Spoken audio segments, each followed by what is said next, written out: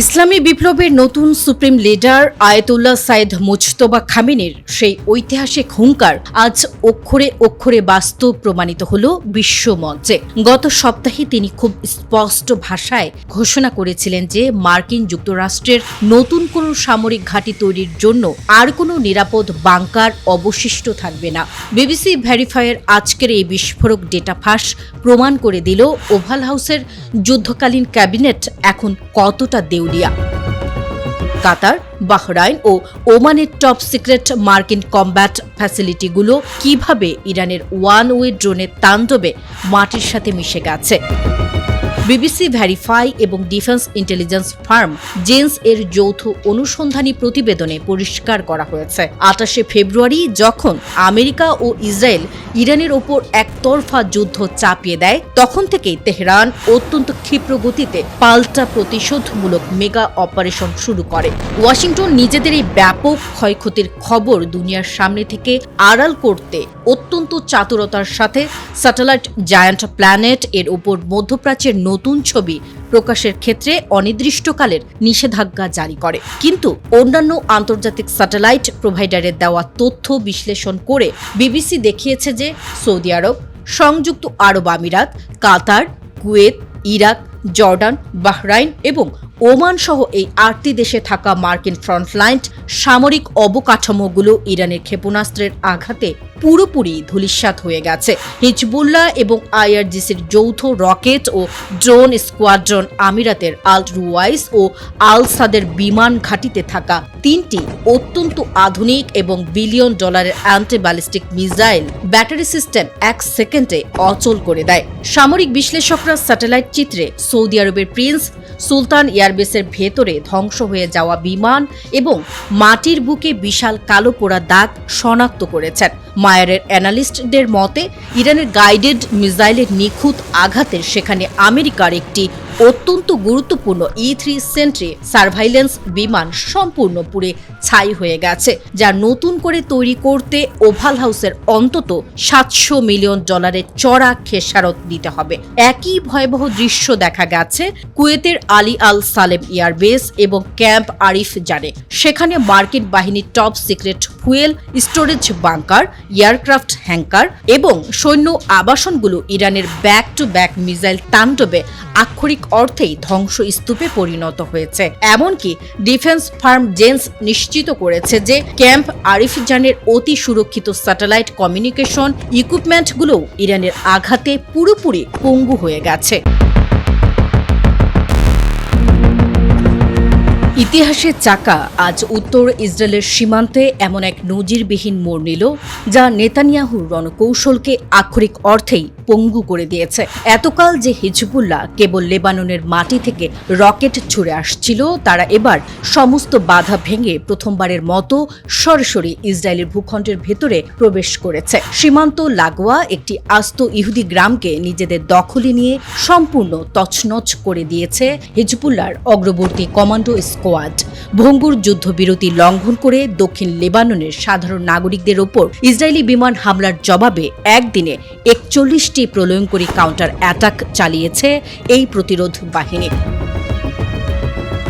হিজবুল্লাহর official war media desk থেকে সোমবার রাতে এক বিস্ফোরক সামরিক বিবৃতি প্রকাশ করা হয়েছে। নথিপত্র অনুযায়ী গত 24 ঘণ্টায় লেবানন সীমান্তে এবং উত্তর ইসরায়েলের গভীরে একযোগে রেকর্ড 41টি সামরিক অপারেশন পরিচালনা করেছে তারা। হিজবুল্লাহর রকেট স্কোয়াড্রন অত্যন্ত ক্ষিপ্র গতিতে উত্তর ইসরায়েলের প্রধান সামরিক ঘাঁটি কিরিয়াত শমনা এবং মালত তার সেহায় শত শত রকেট বর্ষণ করে পুরো অঞ্চলের ইহুদি বসতিগুলোকে আক্ষরিক অর্থেই অবশ করে দিয়েছে। এই মেগা অপারেশনের সবচেয়ে বড় স্ট্র্যাটেজিক সফলতা এসেছে তখন যখন হিজবুল্লাহর একটি ওয়ান ওয়ে এক্সপ্লোসিভ ড্রোন অত্যন্ত নিখুঁতভাবে ইসরায়েলি বিমান প্রতিরক্ষা ব্যবস্থার মূল খুঁটি একটি আয়রন ডোম মিসাইল লঞ্চারের ওপর আছড়ে পড়ে সেটিকে সম্পূর্ণ ধ্বংস করে দেয়। একই সাথে তাদের দূরপাল্লার প্রিসিশন মিসাইলগুলো আঘাত এনেছে ইসরায়েলের একটি প্রধান এয়ার কন্ট্রোল বেসের ওপর, যা পুরো অঞ্চলের IDF-2দের স্যাটেলাইট ট্র্যাকিং নেটওয়ার্ককে সাময়িকভাবে পঙ্গু করে দিয়েছে। হিজবুল্লাহ জানিয়েছে দক্ষিণ লেবাননের সীমান্ত লাগোয়া গ্রামগুলোতে অনুপ্রবেশের চেষ্টা করা ইসরায়েলি আগ্রাসী ফৌজের বিরুদ্ধে এক হাড়হিম করা সম্মুখ যুদ্ধ এবং নিখুঁত অ্যাম্বুশ অপারেশন চালানো হয়েছে। বিশেষ করে দিব্বিনে, আলকান্তারা, ইউহমোর, আল সাফিক এবং ঐতিহাসিক বিউফোর্ট দুর্গের কাছাকাছি অঞ্চলে হিজবুল্লাহর পাতা মরণ ফাঁদে আটকে গেছে আইডিএফ এর বহু সাজোয়া যান ও সৈন্য দল। কিন্তু রণাঙ্গনের সবচেয়ে বড় চমক ছিল হিজবুল্লাহর কমান্ডোদের প্রথমবারের মতো সরাসরি ইসরায়েলি ভূখণ্ডের ভেতরে প্রবেশ করা।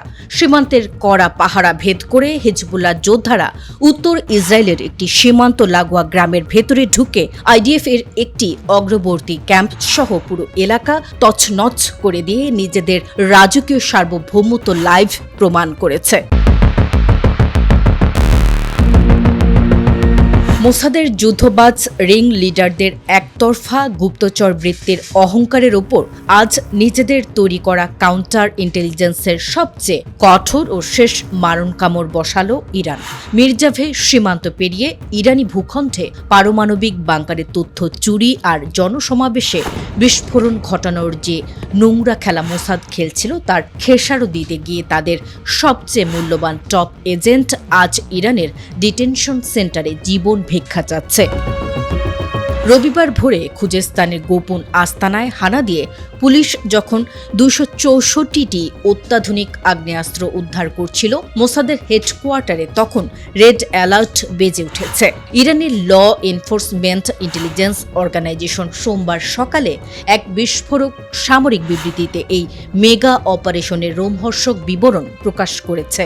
ইরানের দক্ষিণ অঞ্চলের একটি গুরুত্বপূর্ণ শহরে অত্যন্ত নিখুঁত এবং গোয়েন্দা ভিত্তিক নজরদারি চালিয়ে মোসাদের তৈরি করা এই 6 সদস্যের বিশেষ কমব্যাট সেলটিকে গ্রেফতার করা হয়। এই সন্ত্রাসী চক্রের মূল রিং লিডার সরাসরি একটি বড় সন্ত্রাসী সংস্থা থেকে বিপুল পরিমাণ অর্থনৈতিক সাহায্য লাভ করে ইরানে এই অপারেশনাল সেলটি গঠন করেছিল। রবিবার খুজেস্তান প্রদেশে চালানো এই সাঁড়াশি অভিযানে নিরাপত্তা বাহিনীর জওয়ানরা তাদের গোপন আস্তানা থেকে একযোগে 264টি অত্যাধুনিক আগ্নেয়াস্ত্র উদ্ধার করেছে, যার মধ্যে রয়েছে 96টি অতি উচ্চ ক্ষমতা সম্পন্ন মিলিটারি গ্রেড যুদ্ধাস্ত্র এবং 168টি হান্টিং রাইফেল। মোসাদের এই টপ এজেন্টের মূল ব্লুপ্রিন্ট ছিল ইরানের অতি সুরক্ষিত সিকিউরিটি, রিলিজিয়াস এবং মিলিটারি সাইটগুলো সহ সাধারণ মানুষের ধর্মীয় শোভাযাত্রার স্টেশনগুলোতে একযোগে সশস্ত্র আত্মঘাতী হামলা চালানো। ইরানি কর্তৃপক্ষ আরও নিশ্চিত করেছে যে এই মেগা নেটওয়ার্কটি ধরার ঠিক 3 সপ্তাহ আগে দক্ষিণ পূর্ব ইরানের মির্জাভে সীমান্ত ক্রসিং দিয়ে পাচারের সময় মোসাদের 3টি অত্যন্ত শক্তিশালী বিস্ফোরক ডিভাইস বা আইইডি সফলভাবে ইন্টারসেপ্ট এবং কনফিসকেট করে তাদের গোয়েন্দারা। কিন্তু আসল মনস্তাত্ত্বিক বিস্ফোরণটি ঘটেছে অন্য জায়গায়। গত 28শে ফেব্রুয়ারি যখন মার্কিন যুক্তরাষ্ট্র এবং ইসরায়েলি শাসন গোষ্ঠী একতরফাভাবে ইরানের বিরুদ্ধে যুদ্ধ শুরু করে, তখন থেকে 13ই এপ্রিল 2026 সালের মধ্যে পুরো ইরান জুড়ে অভিযান চালিয়ে মোসাদের পাচার করা মোট 2800টি উন্নত মিলিটারি গ্রেড ওয়েপন উদ্ধার ও জব্দ করেছে তেহরানের আইনশৃঙ্খলা রক্ষাকারী বাহিনী।